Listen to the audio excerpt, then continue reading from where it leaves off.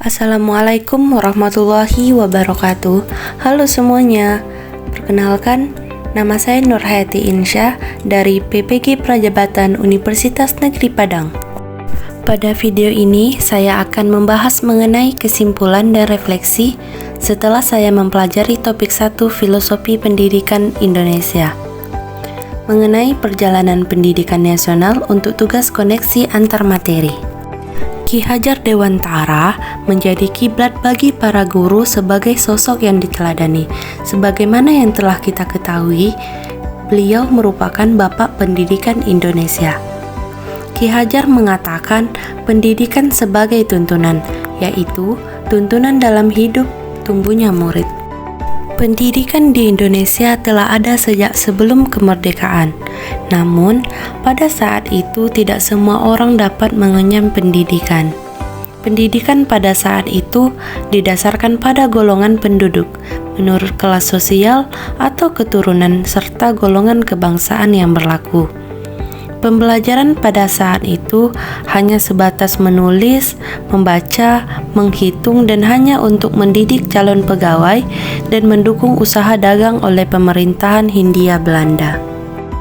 Oleh karena bangsa Indonesia menginginkan perubahan pada pendidikan, maka para tokoh pejuang pendidikan Indonesia tidak tinggal diam.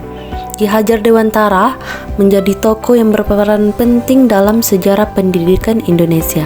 Ki Hajar melakukan gerakan transformasi untuk perkembangan pendidikan Indonesia.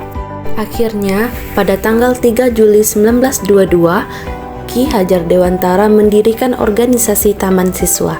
Taman Siswa menjadi gerbang emas kemerdekaan dan kebebasan pendidikan Indonesia. Terdapat banyak sekali pemikiran-pemikiran Ki Hajar untuk kemajuan pendidikan Indonesia.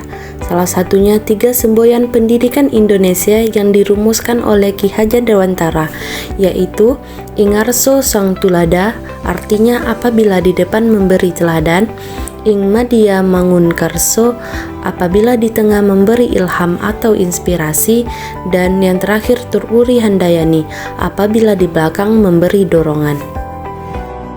Prinsip Tur Uri Handayani yang menjadi semboyan resmi dari implementasi sistem pendidikan nasional yang digunakan saat ini merupakan gagasan beliau.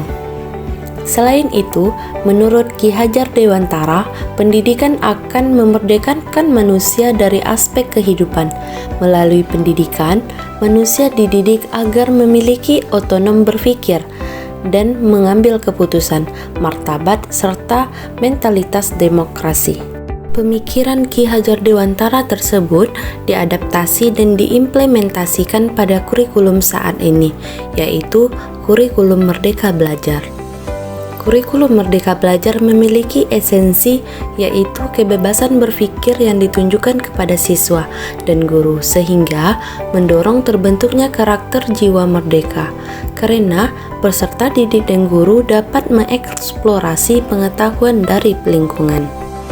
Setelah mempelajari topik 1 mengenai perjalanan pendidikan nasional, saya banyak memperoleh pengetahuan dan pengalaman, serta terdapat perubahan yang saya alami.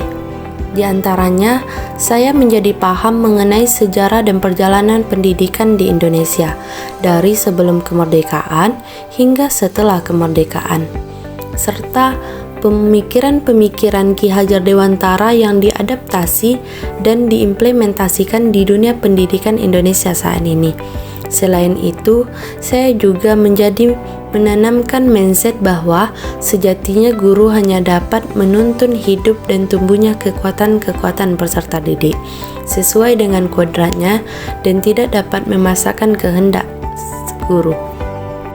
Sebagai guru nantinya, saya akan menuntun peserta didik untuk mengembangkan potensi-potensi yang dimiliki dan menggerakkan segala daya upaya untuk melakukan perkembangan budi pekerti, pikiran, dan jasmani peserta didik agar dapat memperbaiki perilakunya. Saya akan menciptakan lingkungan belajar yang kondusif dan menyenangkan, serta menggunakan model-model pembelajaran yang dapat memerdekakan peserta didik dalam mengelola materi pembelajaran, sehingga potensi-potensi yang dimiliki dapat berkembang.